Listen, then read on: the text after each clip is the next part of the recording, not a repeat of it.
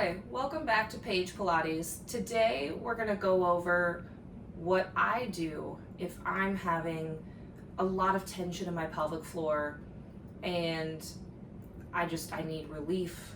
I need to use Pilates to help me let some of that go so that I'm not going around my whole day in pain, in fear of a spasm maybe.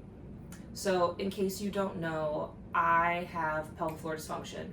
So in 2020, I learned that I was having a lot of chronic pain in my pelvis, and they wanted to do exploratory surgery, thinking I had endometriosis, maybe something more. Anyway, I finally sought out a second opinion, and they said, hey, why don't you go see a pelvic floor physical therapist? I think your issue might be muscular.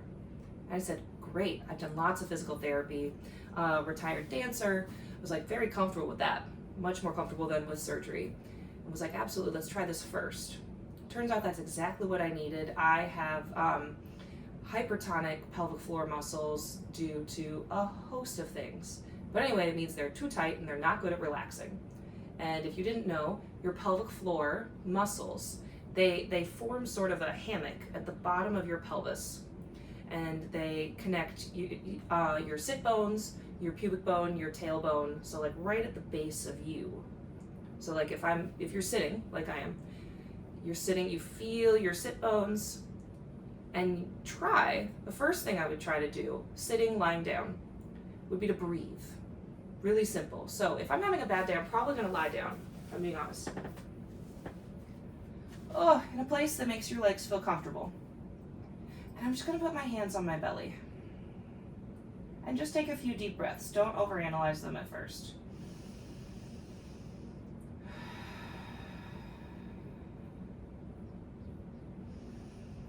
Really breathe into your belly. Make sure your belly is rising and falling.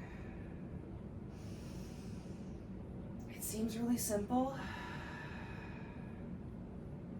but this is the very first thing that you'll work on,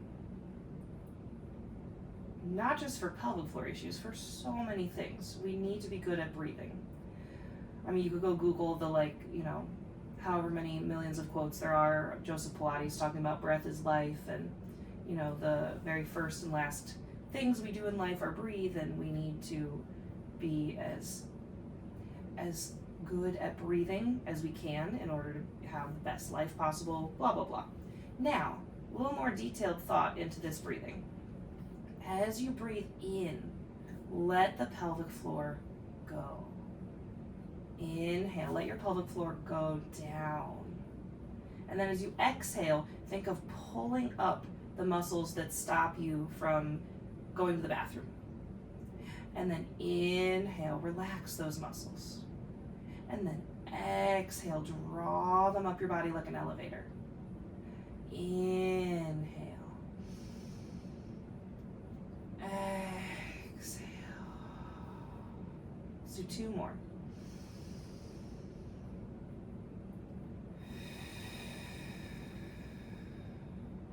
One more.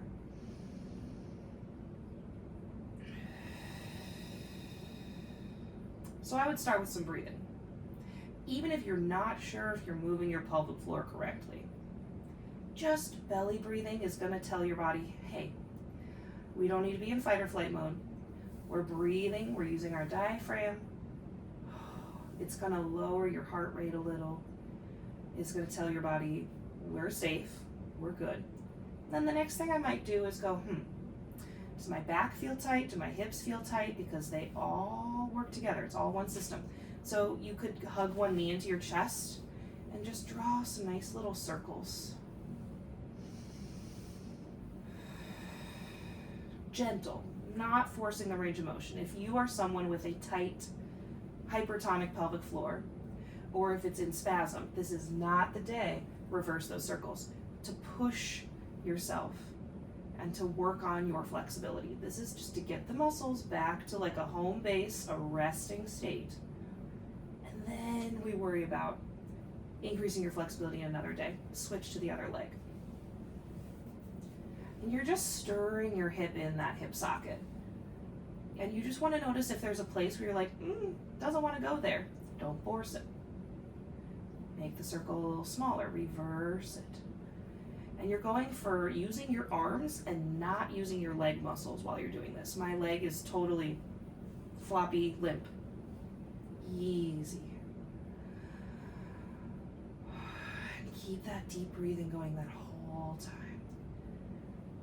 So that is starting to get those hips a little bit lubricated. And we're gonna find some bridges because that articulation usually will get your lower back to feeling a little bit better. You're just gonna roll through your spine, exhale. And down. You're not trying to lift up as high as you can. You're trying to get mobility. And maybe you only get to here. That's fine. And then lower. You might even just do your pelvic tilt and keep your back on the mat and just rock the pelvis back and forth. Whatever amount you are doing, either your pelvic tilt or your articulating bridge,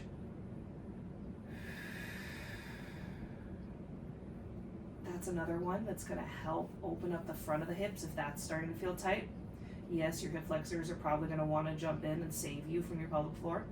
I know, so helpful. Now, another thing that we can do is rotate. So, take one leg, bring it to tabletop. The other leg is straight, and you're going to take it across your body. So this is getting into a little bit of outer hip stretching, a little bit of lower back rotation, and maybe this arm reaches all the way out to the side, and you could turn your head towards that hand. Maybe one day you're reaching to have this knee and this shoulder on the mat. I'm not there. My back is a little tight. My left hip is really tight today. You just breathe here. You're not trying to force the stretch.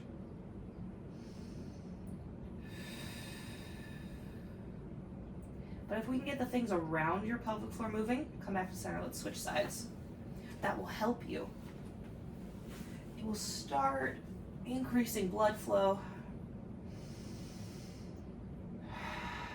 Because it's a little bit of a chicken or the egg situation. Sometimes you might tweak your low back and your pelvic floor goes, ooh, I got it. I'll keep you safe. And you're like, great, now I have two problems. But your body really is just, it's trying to help. So, and then sometimes it's the other way around. Something makes your pelvic floor freak out and grab on for dear life, and then your lower back goes, oh, something's happening, I better grip too. And then maybe it's not your lower back, maybe it's your hip. Maybe your glutes go into overdrive, or your hip flexors, or it could be a lot of things. But that rotation in your spine, come back to center, can help move your low back around. Now, we'll use a little bit of muscle activation here. You're gonna bring your legs to tabletop, glue them together. Arms could be down by your side or out in a T. I don't have room, so I'm gonna put arms down by my side, but you pick what feels good to you, and you take your knees to the right, and exhale to the center. Knees to the left, exhale. I'm not going for my biggest range of motion here. I'm feeling my abdominals activate, but my pelvic floor is trying to relax. Because sometimes, if you're a gripper, you grip your glutes, you grip your abdominals, you grip your pelvic floor, your jaw. When we do abdominal work, when we do Pilates, for example, I used to grip my pelvic floor as tight as I could for every exercise. That's not really what we need to do. Right here, we're using your obliques to rotate your hips against your rib cage. Now, if you're like, okay, holding my legs in tabletop is killing me today, you can put your feet on the ground and get a very similar rotation through that low back. This is a good one if you're having a lot of pain, you're like, I can't even get up. You can do this in bed, on the floor. I've been there. It's not fun, but you can get through it. Now, let's find a figure 4 stretch. You're gonna cross your foot over the other knee like you're sitting cross-legged. And this might be enough stretch here. Or you grab the other leg and hold. So, some of our hip rotators, the muscles that turn our hip in and out, our obturators are also pelvic floor muscles. Like I said, the whole body's connected. So sometimes our rotators get tight, they pull on our pelvic floor because they are our pelvic floor. And so we want to make sure our glutes stay nice and mobile. Go ahead and switch legs. Again, you might be here, you might be here, you might be, whoa. See, that's information. I didn't know that this side was as tight.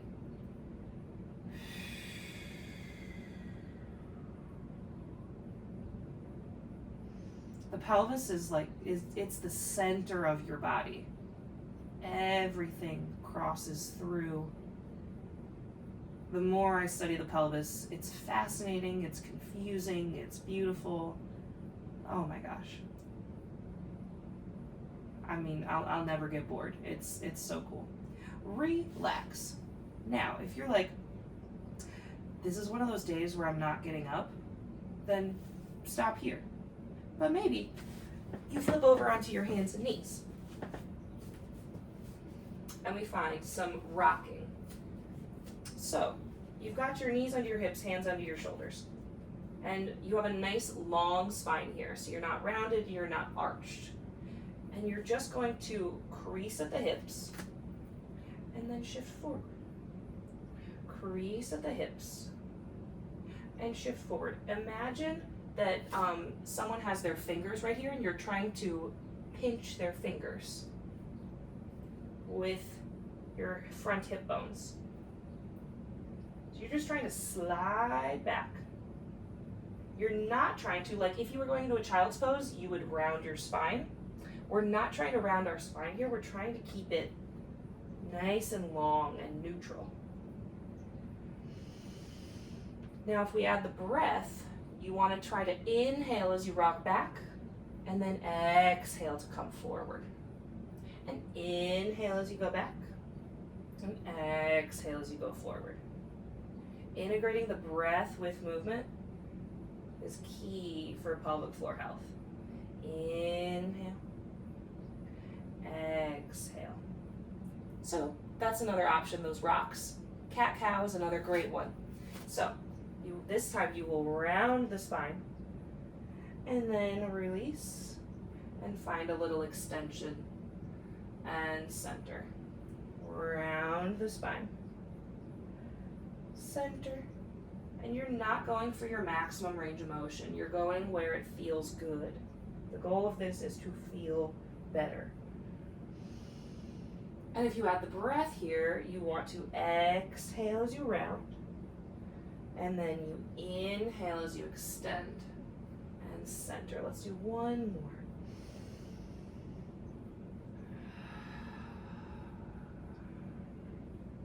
So, those are a lot of the things I like to do. One more thing that is just my favorite.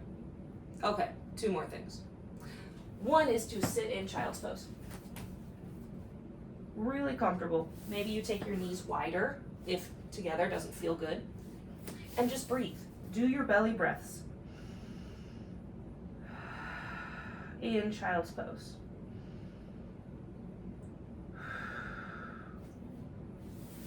And you're gonna feel that your belly is trying to push against your thighs.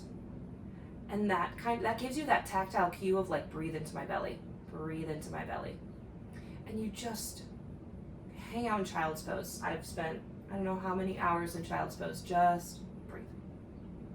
And then, okay, my last thing, at least for this video, is, again, if you're in a, I cannot get up, everything hurts so bad, then lie on your back, bring your legs up, and take them out to like a happy baby position. So like a straddle, but with bent knees. And then you can support your calves, and you might be flexible enough to grab your feet. My hips are too tight for that, at least right now. Some days I can, some days I cannot. And you just try to let it go. Like my legs are trying to be as limp as possible. And this is a nice pelvic floor stretch. Now you might be more up here. And so I have before used a wall or some pillows, just really whatever you have, to let yourself be in that position with your legs relaxed. That is the key. Because I want you to now breathe into your pelvic floor. Like you're trying to send air all the way down to your sit bones, your pubic bone, your tailbone, right there. If you imagine those 4 points, they make a little, like a little diamond. And you want to imagine that that diamond is trying to get as large as possible. You remember those PowerPoint slide transitions? You want the one that's the diamond that starts out real small and just takes over the whole screen. That's what you're going for here.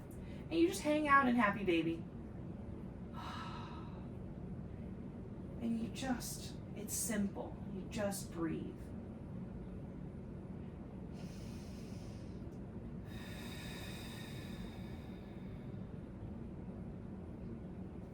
So, those are kind of my go-to movements, breathing exercises that I do when I'm like, my pelvic floor is spasming, it's trying to spasm, it's having a really bad day. It feels really good if you are having menstrual cramps, and just some nice, easy movement. Now, remember that hopefully I am your second stop. Your first stop being a pelvic floor physical therapist. Go find one. Talk to your gynecologist for a referral, or your primary care physician.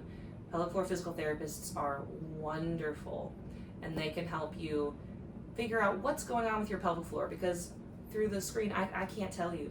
I wish I could jump into your body and tell you what's going on, but I don't have that capability.